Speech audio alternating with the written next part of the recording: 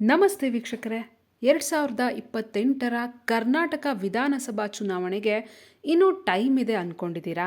ಹಾಗಾದರೆ ನಿಮ್ಮ ಯೋಚನೆ ತಪ್ಪು. ಯಾಕಂದರೆ ತೆರೆಮರೆಯಲ್ಲಿ ಸಿದ್ದರಾಮಯ್ಯ ಮತ್ತು ಡಿ.ಕೆ. ಶಿವಕುಮಾರ್ ಜೋಡಿಯನ್ನು ಮಣಿಸೋಕೆ ಡೆಲ್ಲಿಯಿಂದ ಹಿಡಿದು ಬೆಂಗಳೂರಿನವರೆಗೆ ಬಿಗ್ ಸ್ಕೆಚ್ ರೆಡಿ ಆಗ್ತಾ ಇದೆ. ಅಮಿತ್ ಶಾ ಮತ್ತು ಎಚ್.ಡಿ. ಕುಮಾರಸ್ವಾಮಿಯವರ ನಡುವೆ ನಡೆದಿರೋ ಆ ರಹಸ್ಯ ಒಪ್ಪಂದ ಏನು ಗೊತ್ತಾ? 2028ರಲ್ಲಿ ಕಾಂಗ್ರೆಸ್ ಸರ್ಕಾರ ಧೂಳಿಪಟವಾಗುತ್ತಾ? ಜೆಡಿಎಸ್ ಬಿಜೆಪಿ ಮೈತ್ರಿಕೂಟ ಅಧಿಕಾರಕ್ಕೆ ಬರೋದು ಫಿಕ್ಸಾ? ಎಲ್ಲಕ್ಕಿಂತ ಶಾಕಿಂಗ್ ಅಂದರೆ ಕುಮಾರಣ್ಣ ಮತ್ತೆ ಸಿಎಂ ಆಗ್ತಾರಾ? ಆದರೆ ಅದು ಕೇವಲ 2.5 ವರ್ಷ ಮಾತ್ರನಾ?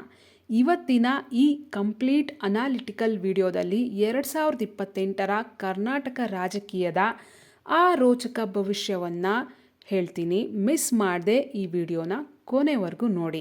ಹೌದು, ರಾಜಕೀಯ ವಲಯದಲ್ಲಿ ಈಗ ಕೇಳಿ ಬರ್ತಾ ಇರೋ ದೊಡ್ಡ ಪ್ರೆಡಿಕ್ಷನ್ ಅಂದರೆ 2028ರಲ್ಲಿ ಬಿಜೆಪಿ ಮತ್ತು ಜೆಡಿಎಸ್ ಮೈತ್ರಿಕೂಟ ಮ್ಯಾಜಿಕ್ ನಂಬರ್ ದಾಟೋದು ಗ್ಯಾರಂಟಿ ಅಂತ. ಪ್ರಸ್ತುತ ಕಾಂಗ್ರೆಸ್ನ ಗ್ಯಾರಂಟಿ ಯೋಜನೆಗಳ ಅಬ್ಬರದ ನಡುವೆಯೂ ಆಡಳಿತ ವಿರೋಧಿ ಅಲೆ ಮತ್ತು ಆರ್ಥಿಕ ಹೊರೆಗಳು 2028ರ ವೇಳೆಗೆ ಕಾಂಗ್ರೆಸ್ಗೆ ಮುಳುವಾಗೋ ಲಕ್ಷಣಗಳು ಎದ್ದು ಕಾಣ್ತಾ ಇದೆ. ಇತ್ತೀಚಿನ ಸಮೀಕ್ಷೆಗಳು ಮತ್ತು ಗ್ರೌಂಡ್ ರಿಪೋರ್ಟ್ ಪ್ರಕಾರ ಹಳೆ ಮೈಸೂರು ಭಾಗದಲ್ಲಿ ಜೆಡಿಎಸ್ ತನ್ನ ಭದ್ರಕೋಟೆಯನ್ನು ಉಳಿಸ್ಕೊಂಡು ಕನಿಷ್ಠ 60ರಿಂದ 75 ಸೀಟುಗಳನ್ನು ಗೆಲ್ಲೋ ಪ್ಲಾನ್ ಮಾಡ್ತಾ ಇದೆ. ಇತ್ತ ಕರಾವಳಿ, ಮುಂಬೈ ಕರ್ನಾಟಕ ಮತ್ತು ಕಲ್ಯಾಣ ಕರ್ನಾಟಕದಲ್ಲಿ ಬಿಜೆಪಿ ತನ್ನ ಬಲವನ್ನು ಮತ್ತಷ್ಟು ಹೆಚ್ಚಿಸಿಕೊಳ್ತಿದೆ. ಈ ಎರಡೂ ಶಕ್ತಿಗಳು ಒಂದಾದರೆ 2028ರಲ್ಲಿ ಕಾಂಗ್ರೆಸ್ ಧೂಳಿಪಟವಾಗಿ ಬಿಜೆಪಿ ಜೆಡಿಎಸ್ ಮೈತ್ರಿ ಸರ್ಕಾರ ಅಧಿಕಾರಕ್ಕೆ ಬರೋದು ಬಹುತೇಕ ಖಚಿತ ಎನ್ನಲಾಗ್ತಿದೆ. ಈಗ ಬರೋಣ ಅಸಲಿ ಟ್ವಿಸ್ಟ್ಗೆ. ಸರ್ಕಾರ ರಚನೆ ಮಾಡೋದು ಒಂದು ಭಾಗ ಆದರೆ ಸಿಎಂ ಕುರ್ಚಿ ಯಾರಿಗೆ ಅನ್ನೋದು ಅತಿ ದೊಡ್ಡ ಪ್ರಶ್ನೆ. ಇಲ್ಲೇ ನೋಡಿ ಚಾಣಕ್ಯ, ಅಮಿತ್ ಶಾ ಮತ್ತು ಎಚ್.ಡಿ. ಕುಮಾರಸ್ವಾಮಿಯವರ ಮಾಸ್ಟರ್ ಪ್ಲಾನ್ ಇರೋದು. ರಾಜಕೀಯ ಪಡಸಾಲೆಯಲ್ಲಿ ಕೇಳಿ ಬರ್ತಿರೋ ಮಾಹಿತಿ ಪ್ರಕಾರ 2028ರಲ್ಲಿ ಮತ್ತೆ 2020 ಫಾರ್ಮುಲಾ ಮಾದರಿಯ 50-50 ಪ್ಲಾನ್ ಜಾರಿಗೆ ಬರಲಿದೆ. ಅಂದರೆ ಒಟ್ಟು 5 ವರ್ಷಗಳ ಆಡಳಿತಾವಧಿಯಲ್ಲಿ ಮೊದಲ 2.5 ವರ್ಷಗಳ ಕಾಲ ಎಚ್.ಡಿ. ಕುಮಾರಸ್ವಾಮಿಯವರು ಕರ್ನಾಟಕದ ಮುಖ್ಯಮಂತ್ರಿಯಾಗಿ ಪ್ರಮಾಣ ವಚನ ಸ್ವೀಕರಿಸಲಿದ್ದಾರೆ. ಆ ಮೂಲಕ ಮತ್ತೊಮ್ಮೆ ಕುಮಾರಣ್ಣ ಕಿಂಗ್ ಮೇಕರ್ ಅಷ್ಟೇ ಅಲ್ಲ, ಕಿಂಗ್ ಆಗಿ ರಾಜ್ಯಭಾರ ಮಾಡಲಿದ್ದಾರೆ. ಇನ್ನುಳಿದ 2.5 ವರ್ಷಗಳ ಕಾಲ ಅಧಿಕಾರ ಯಾರ ಕೈಗೆ ಹೋಗುತ್ತೆ ಗೊತ್ತಾ? ನೇರವಾಗಿ ಬಿಜೆಪಿಯ ಸಂಘ ಪರಿವಾರದ ನಿಷ್ಠಾವಂತ ಸದಸ್ಯರೊಬ್ಬರಿಗೆ ಅಥವಾ ಹೈಕಮಾಂಡ್ ಸೂಚಿಸುವ ಪ್ರಬಲ ಬಿಜೆಪಿ ನಾಯಕನಿಗೆ ಸಿಎಂ ಪಟ್ಟ ಸಿಗಲಿದೆ.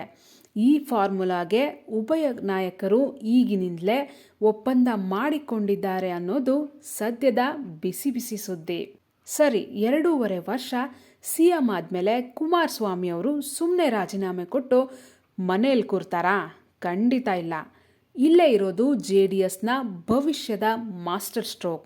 ಕುಮಾರಸ್ವಾಮಿ ಅವರು ಸಿಎಂ ಸ್ಥಾನಕ್ಕೆ ರಾಜೀನಾಮೆ ನೀಡಿದ ತಕ್ಷಣ ಜೆಡಿಎಸ್ ಪಕ್ಷದ ಮುಂದಿನ ವಾರಸುದಾರ ಯುವ ನಾಯಕ ನಿಖಿಲ್ ಕುಮಾರಸ್ವಾಮಿ ಅವರಿಗೆ ರಾಜ್ಯ ರಾಜಕಾರಣದಲ್ಲಿ ಅತ್ಯಂತ ಪ್ರಮುಖ ಮತ್ತು ಪ್ರಭಾವಿ ಹುದ್ದೆಯನ್ನು ಫಿಕ್ಸ್ ಮಾಡಲಿದ್ದಾರೆ. ಅದು ಮೈತ್ರಿ ಸರ್ಕಾರದ ಉಪಮುಖ್ಯಮಂತ್ರಿ ಹುದ್ದೆ ಇರಬಹುದು ಅಥವಾ ಅತಿ ದೊಡ್ಡ ಖಾತೆಯ ಸಚಿವ ಸ್ಥಾನ ಇರಬಹುದು. ಕಳೆದ ಕೆಲವು ವರ್ಷಗಳಿಂದ ನಿಖಿಲ್ ಕುಮಾರಸ್ವಾಮಿ ಅವರು ರಾಜ್ಯಾದ್ಯಂತ ಪ್ರವಾಸ ಮಾಡಿ ಯುವ ಘಟಕವನ್ನು ಬಲಪಡಿಸುತ್ತಾ ತಳಮಟ್ಟದಿಂದ ಪಕ್ಷವನ್ನು ಕಟ್ತಾ ಇದ್ದಾರೆ. ಕುಮಾರಣ್ಣ ತಾವು ಸಿಎಂ ಗಾದಿಯಿಂದ ಕೆಳಗಿಳಿಯುವ ಮುನ್ನ ನಿಖಿಲ್ ಕುಮಾರಸ್ವಾಮಿ ಅವರನ್ನು ಮೈತ್ರಿ ಸರ್ಕಾರದಲ್ಲಿ ಅತ್ಯಂತ ಪ್ರಮುಖ ಶಕ್ತಿಯಾಗಿ ಕೂರಿಸಲಿದ್ದಾರೆ. ಇದು ಕೇವಲ ಅಧಿಕಾರದ ಆಟವಲ್ಲ, ಜೆಡಿಎಸ್ ಪಕ್ಷದ ಅಸ್ತಿತ್ವವನ್ನು ಮುಂದಿನ ತಲೆಮಾರಿಗೆ ಕೊಂಡೊಯ್ಯುವ ಕುಮಾರಣ್ಣನ ತಂತ್ರಗಾರಿಕೆ. ಆದರೆ ಇಲ್ಲೊಂದು ದೊಡ್ಡ $1 ಮಿಲಿಯನ್ ಪ್ರಶ್ನೆ ಕಾಡ್ತಾ ಇದೆ. ಬೇರೆ ರಾಜ್ಯಗಳಲ್ಲಿ ವರ್ಕ್ ಆದ ಹಾಗೆ ಬಿಜೆಪಿ ಜೆಡಿಎಸ್ ಮೈತ್ರಿ ಕರ್ನಾಟಕದಲ್ಲಿ ಲಾಂಗ್ ರನ್ ಸಕ್ಸಸ್ ಆಗುತ್ತಾ? ಯಾಕಂದರೆ ನಮಗೆಲ್ಲ ಗೊತ್ತಿರೋ ಹಾಗೆ 2006ರ ಮೈತ್ರಿ ಸರ್ಕಾರದ ಕ್ಲೈಮ್ಯಾಕ್ಸ್ ಏನಾಯಿತು ಅಂತ ಇತಿಹಾಸದ ಪುಟಗಳಲ್ಲಿದೆ. ಬಿಹಾರ್ ಅಥವಾ ಮಹಾರಾಷ್ಟ್ರದ ಥರ ಪ್ರಾದೇಶಿಕ ಪಕ್ಷಗಳನ್ನು ಬಿಜೆಪಿ ತನ್ನ ತೆಕ್ಕೆಗೆ ತೆಗೆದುಕೊಂಡು ಮೈತ್ರಿ ಸರ್ಕಾರ ನಡೆಸೋದು ಕರ್ನಾಟಕದಲ್ಲಿ ಅಷ್ಟು ಸುಲಭನಾ? ಇದಕ್ಕೆ ಉತ್ತರ ಹೌದು ಮತ್ತು ಇಲ್ಲ, ಎರಡೂ ಹೌದು. ಯಾಕಂದರೆ ಈ ಬಾರಿ ಮೈತ್ರಿಯನ್ನು ಕೇವಲ ಸ್ಥಳೀಯ ನಾಯಕರ ಮಟ್ಟದಲ್ಲಿ ಮಾಡ್ತಿಲ್ಲ. ಖುದ್ದು ಅಮಿತ್ ಶಾ ಮತ್ತು ಮೋದಿ ಅವರೇ ಡೈರೆಕ್ಟಾಗಿ ಹ್ಯಾಂಡಲ್ ಮಾಡ್ತಾ ಇದ್ದಾರೆ. JDSಗೆ ಹಳೆ ಮೈಸೂರು ಭಾಗದಲ್ಲಿ BJPಯ ವೋಟ್ ಬ್ಯಾಂಕ್ ಬೇಕು. BJPಗೆ ಸೌತ್ ಕರ್ನಾಟಕದಲ್ಲಿ ಕಾಂಗ್ರೆಸ್ಸನ್ನು ಕಟ್ಟಿ ಹಾಕೋಕೆ JDS ಬಲ ಬೇಕು. ಹಾಗಾಗಿ ಇಬ್ಬರ ಸ್ವಾರ್ಥ ಮತ್ತು ಅನಿವಾರ್ಯತೆಗಳು ಒಂದಾಗಿರೋದ್ರಿಂದ ಈ ಬಾರಿ ಮೈತ್ರಿ 2028ರಲ್ಲಿ ವರ್ಕೌಟ್ ಆಗೋ ಚಾನ್ಸಸ್ 80%ರಷ್ಟಿದೆ. ನೋಡಿದ್ರಲ್ಲ ವೀಕ್ಷಕರೇ, 2028ರ ಕರ್ನಾಟಕ ಚುನಾವಣೆಯ ಈ ಮಹಾ ಪ್ರೆಡಿಕ್ಷನ್ ಮತ್ತು ಅಮಿತ್ ಶಾ ಕುಮಾರಸ್ವಾಮಿಯವರ ಈ ಮಾಸ್ಟರ್ ಪ್ಲ್ಯಾನ್ ನಿಮಗೆ ಹೇಗನ್ಸುತ್ತೆ? ನಿಜವಾಗಿಯೂ 2028ರಲ್ಲಿ ಕುಮಾರಣ್ಣ ಮತ್ತೆ 2.5 ವರ್ಷ CM ಆಗ್ತಾರಾ? ನಿಖಿಲ್ ಕುಮಾರಸ್ವಾಮಿ ಅವರಿಗೆ ಮೈತ್ರಿ ಸರ್ಕಾರದಲ್ಲಿ ದೊಡ್ಡ ಪಟ್ಟ ಸಿಗುತ್ತಾ? ನಿಮ್ಮ ಅನಿಸಿಕೆ ಏನು ಅನ್ನೋದನ್ನು ಕಮೆಂಟ್ ಮೂಲಕ ತಿಳಿಸೋದನ್ನು ಮರಿಬೇಡಿ. ಇದೇ ರೀತಿಯ ಲೇಟೆಸ್ಟ್ ಕರ್ನಾಟಕ ರಾಜಕೀಯದ ಇಂಟ್ರೆಸ್ಟಿಂಗ್ ವಿಶ್ಲೇಷಣೆಗಳಿಗಾಗಿ ನಮ್ಮ ಚಾನೆಲ್ಗೆ ಈಗಲೇ ಸಬ್ಸ್ಕ್ರೈಬ್ ಆಗಿ, ಪಕ್ಕದಲ್ಲೇ ಇರೋ ಬೆಲ್ ಐಕಾನ್ ಕ್ಲಿಕ್ ಮಾಡಿ. ಮತ್ತೊಂದು ರೋಚಕ ವಿಡಿಯೋದೊಂದಿಗೆ ಮತ್ತೆ ಸಿಗೋಣ.